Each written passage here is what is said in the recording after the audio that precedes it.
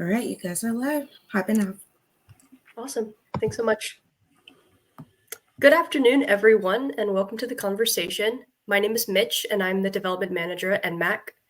This event is part of NMAC's partnership with the CDC to expand Let's Stop HIV Together, an educational campaign with resources on prevention, treatment, and ways to tackle stigma. Make sure you click on the link in the comment section below to learn more. This event is also part of acknowledging National Asian and Pacific Islanders HIV and AIDS Awareness Day on May 19th, and we're aiming to shine a light on the unique needs and challenges faced by these communities when it comes to HIV. Today, I am joined by the accomplished Therese Rodriguez, Chief Executive Officer of Apicha Community Health Center and member of NMAC's board. We have some great questions today to learn more about her advocacy journey, and we invite all to stick around for a Q&A session at the end where you can engage directly. Therese, we're so glad to have you here today. I'll hand it to you for further introduce yourself, and then we can get started on questions. Thank you. Good afternoon.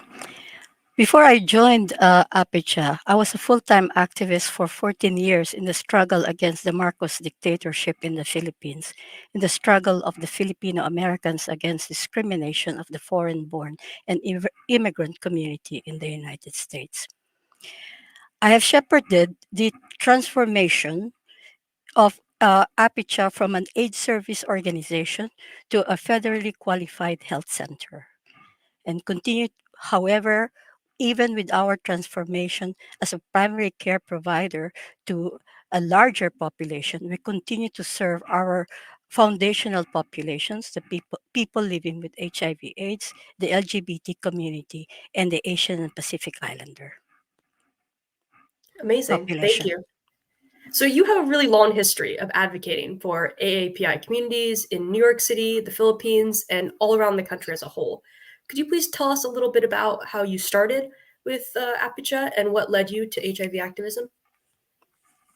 A year after I applied for the position of community organizer at Apicha, I got a call from its executive director, and I was asked to interview if I would be interested to interview for the position instead of the deputy executive director.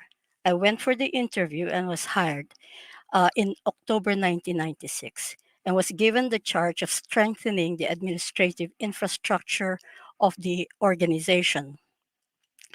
But 2 weeks after I was hired, my boss resigned, and I then immediately functioned as the acting executive director of Apicha.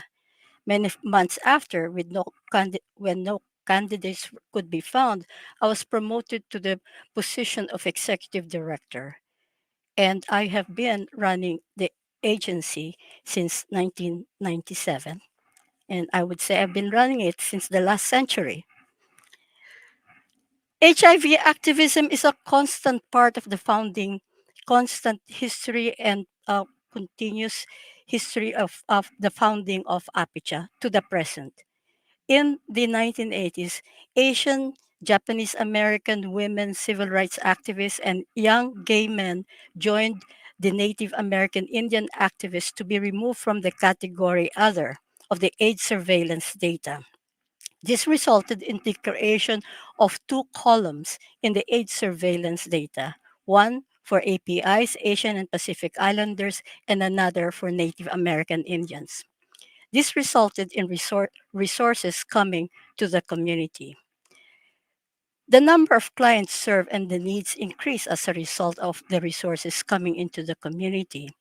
We needed to, but being taken out of the category other did not necessarily uh, ha- result in consistent flow of resources because we are considered a small population, and this the data count on a small population is of course smaller compared to the other bigger populations. So our work in Apicha, we needed that we had to be constantly active in advocating for continued access, not just to for financial resources, but to the latest biomedical developments, to HIV testing and counseling services, increased ability to link and retain clients to care, and to navigate them through the fragmented medical and social service system. True, compared to the African Americans and Latinos with HIV, the prevalence of HIV in API communities is small. But the surveillance data does not take into account the work in our work in a very diverse population. Except for some stable state and federal grants, we had to rely on sporadic grants dependent on small pilot projects and private foundation seed money. The inconsistent attention has not been good um, for has not been good. A number of years, APIs experience highest rate of growth in um, new HIV infection. In 2023, we surveyed hundreds of LGBT APIs. It is no surprise that to this day, they they were still asking for more publicity about free testing for STI and HIV. To this day, the promotion of PrEP hardly includes API faces in advocacy and activism should be a constant feature of small organizations like us. APICHA continues to be part of the HIV coalitions in city, state, and national levels. We're active in the New York State and the epidemic work. I am a long-standing member of the New York State Advisory Council. We provide budget and issue recommendations to the New York State Commissioner of Health. So that's basically why it uh, it gives us, you know, it's important that even if we have stabilized, we have to continue arguing for a population that has not only not have all of the political power, not financial resources, but has the diversity of communities to be served. Absolutely. Thank you so much for sharing. It's very clear that you have a long history with your organization, but also in the HIV space in general. And I love your note around, you know, how the numbers you used to be an other category, and so that's tough. Working against that is very important. And yeah, thank you for sharing. What do you think are some of the most important components of outreach and programming directed to AAPI communities? We need ongoing collection, but also disaggregation of API data. Planning to serve a diverse community that's being impacted by HIV needs to be so detailed so that you can truly you know, target your messaging to the community. Uh, Second, we also need to be able to recruit LGBT or allied outreach and peer workers who look like the communities we need to serve, because they are the conduit for us for the messages and the community's ability to gain access to the important care, medication, and information that they need to know in order to deal with HIV. um, it's HIV being considered a chronic disease. So, but medical providers in our community are not trained in the academe. They are getting their education in the community, and therefore, the community must be able to educate them around cultural competence in the sexual practices, for example.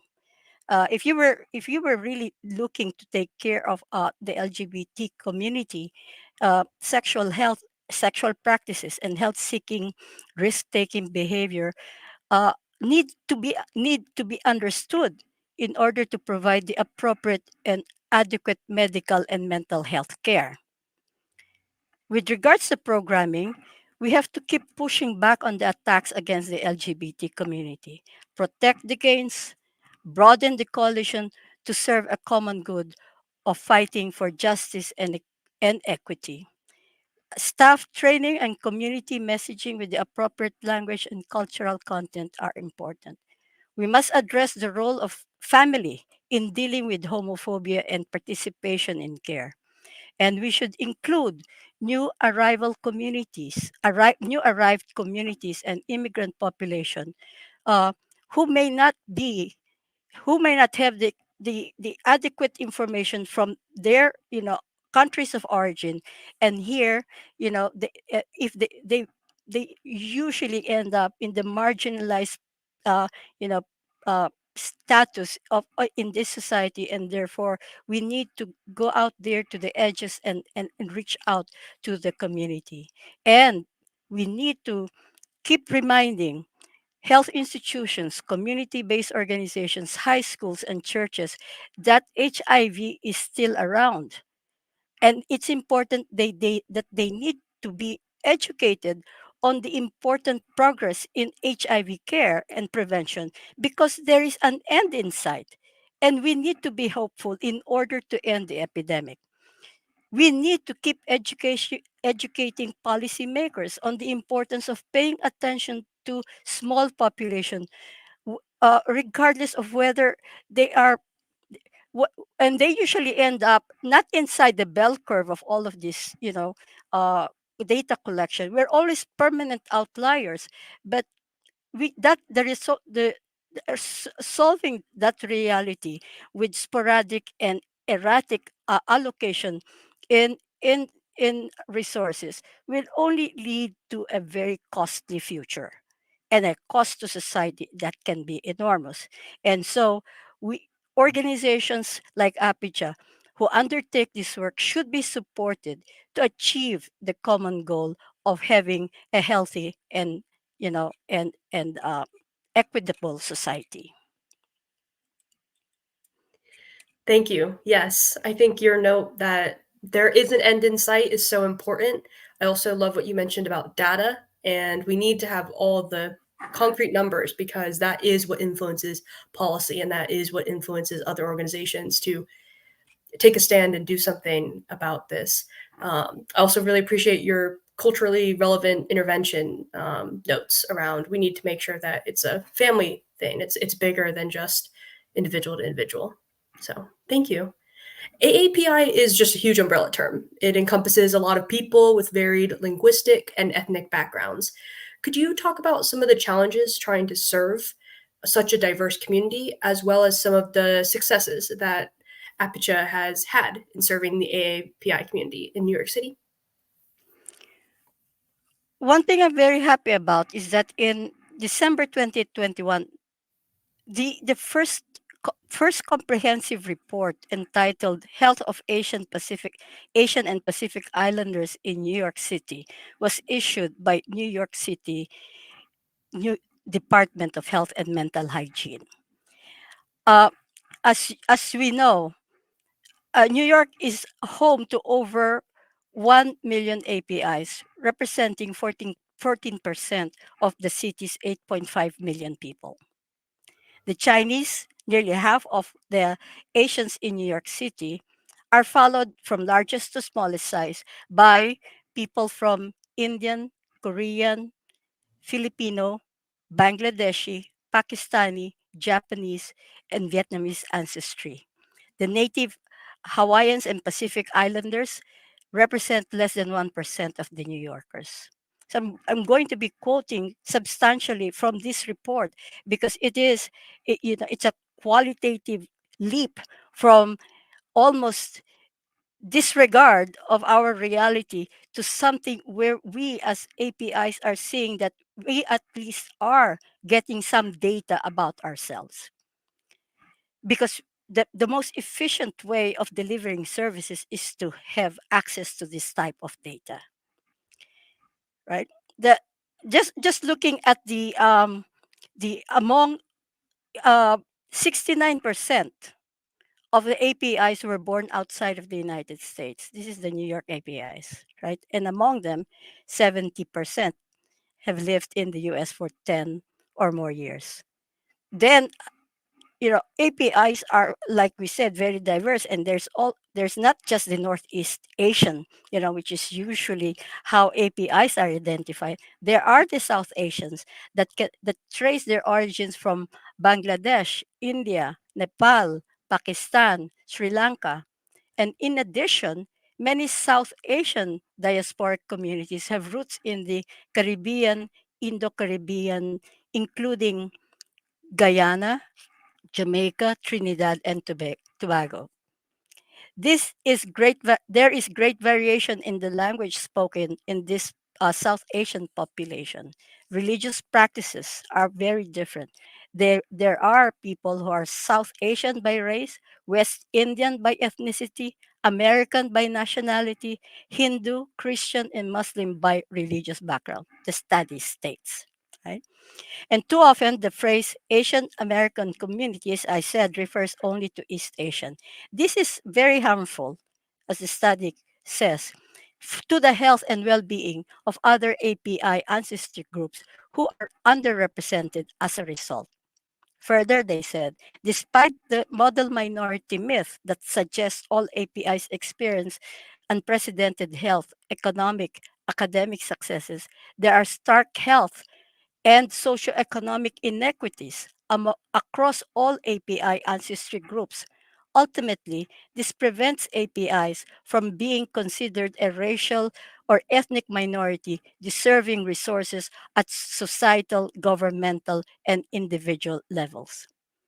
The multiple overlapping identities on LGBTQ APIs affect how they experience discrimination. Not only do they experience racism, homophobia, transphobia from within and outside the community and the LGBT community, but also from within and outside the API community. A high proportion of API New Yorkers speak are English less than very well. So they have limited English proficiency. The proportion of APIs who live below the 200% federal poverty level does not differ from New York City overall. However, the Bangladeshi, the Pakistani, Chinese ancestry groups are all have higher rates of poverty compared with the city-wide average. APIs have the highest income inequality of all racial and ethnic groups, and it is the visible APIs with high income that cause APIs with low income to become invisible. Among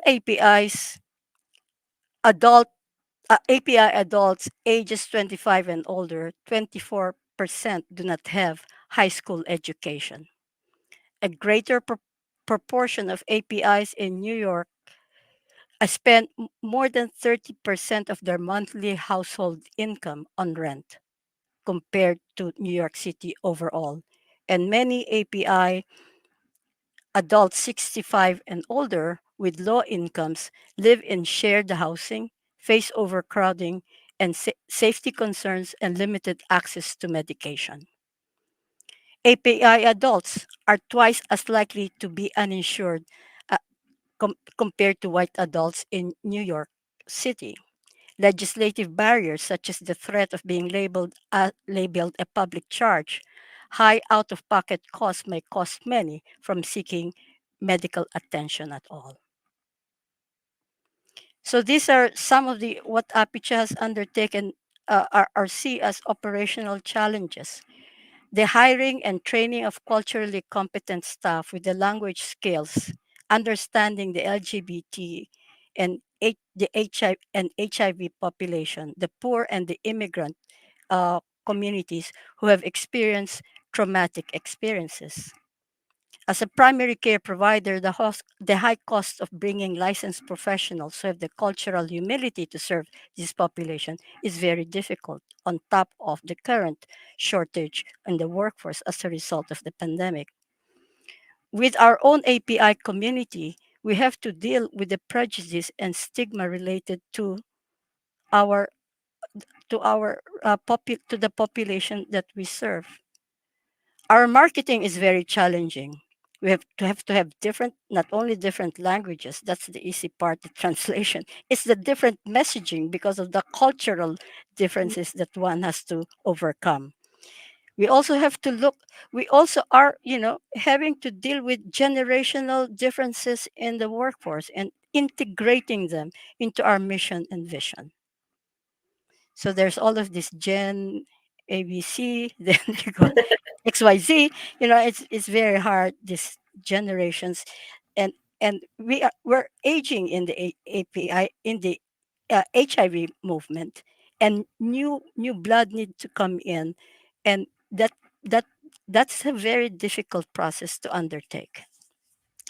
There are successes, however, that we see in Apicha's work. We've maintained partnership with the New York State AIDS Institute and HIV/AIDS Bureau of HRSA, providing stable funding for HIV programs.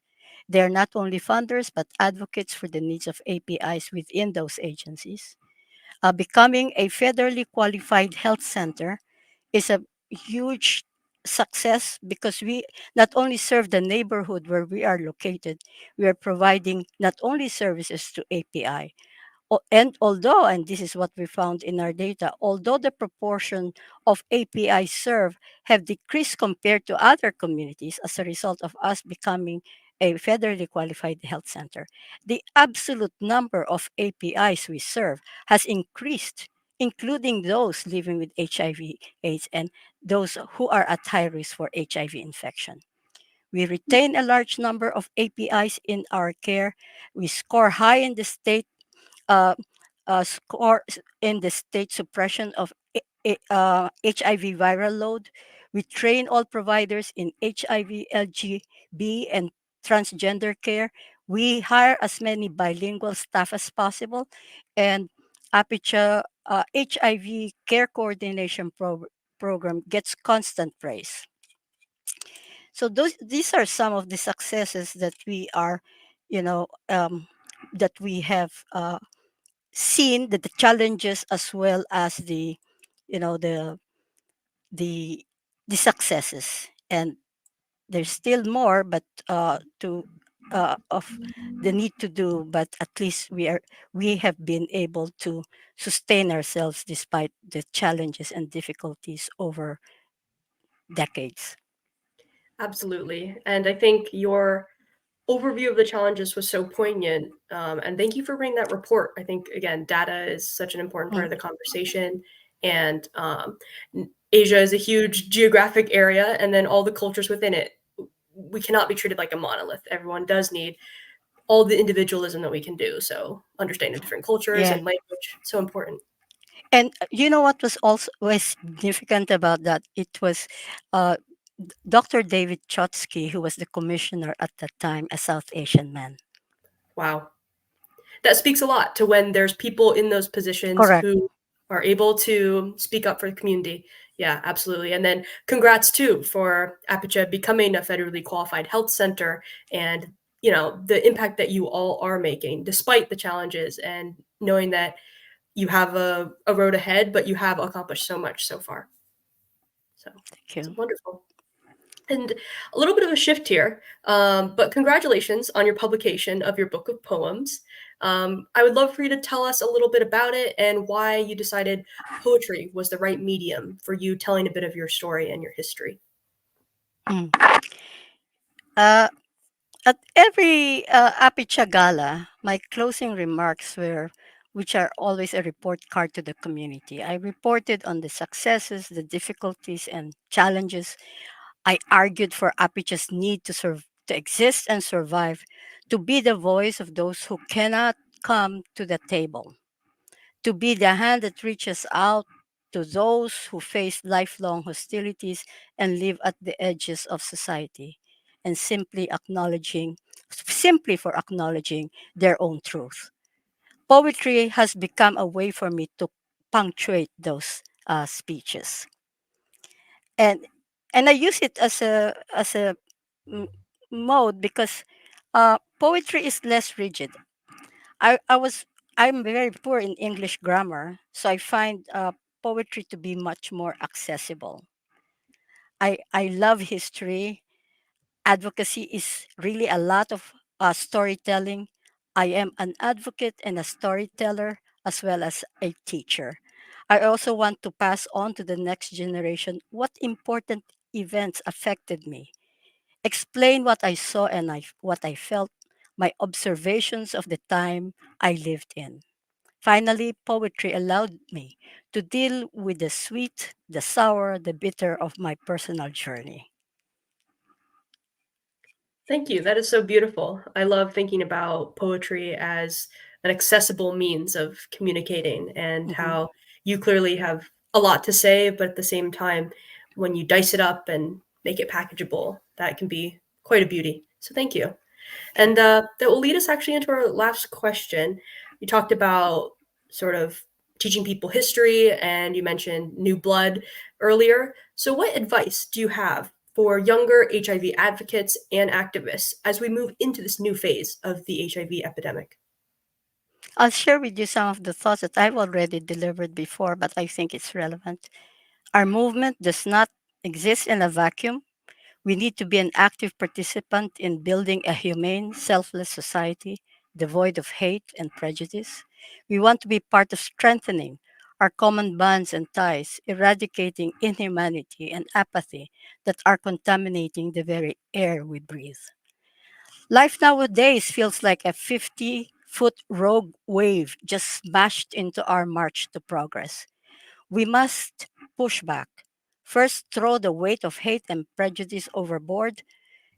The weak and the powerless gets the life best. We must be aware of each other.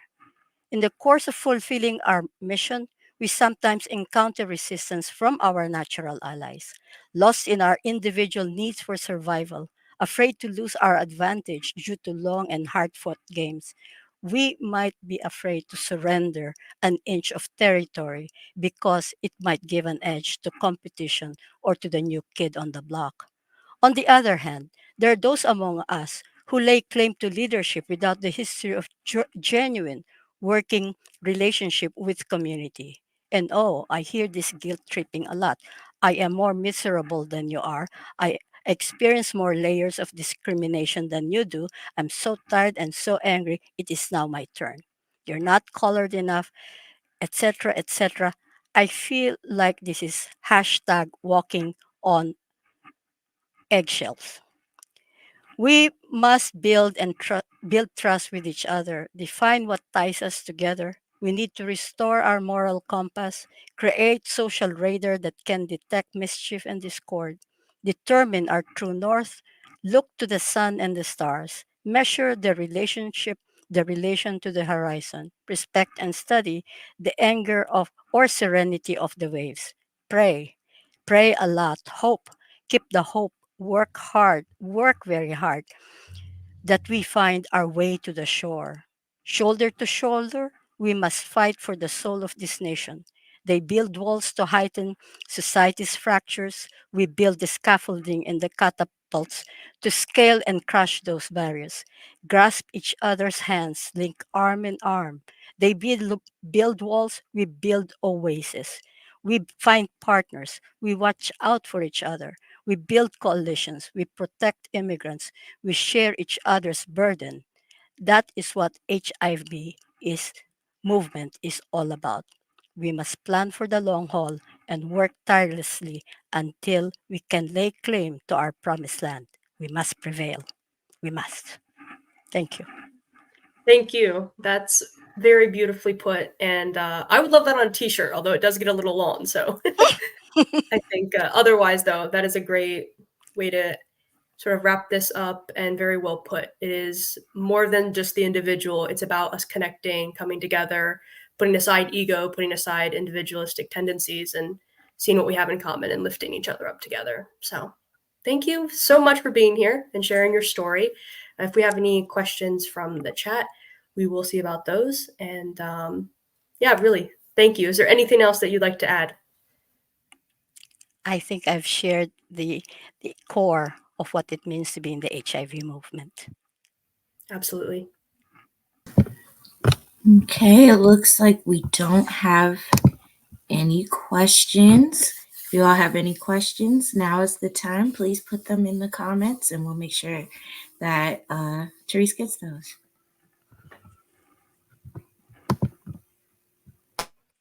Tracy, you were so eloquent and fully encompassing. Thank you.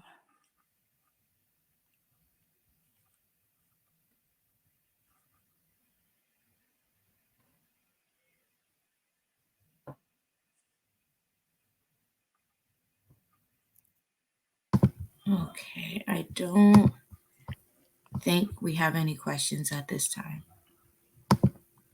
All right. Well, happy Friday to all. Thank you again, Grace, so much for joining us, sharing your story, and thanks to everyone who's able to join us on live. And yeah, take care, and we can celebrate May 19th in 2 days.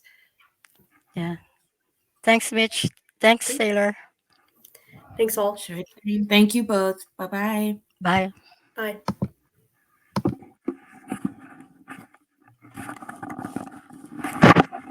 All right. I think we're all set. Thanks again. I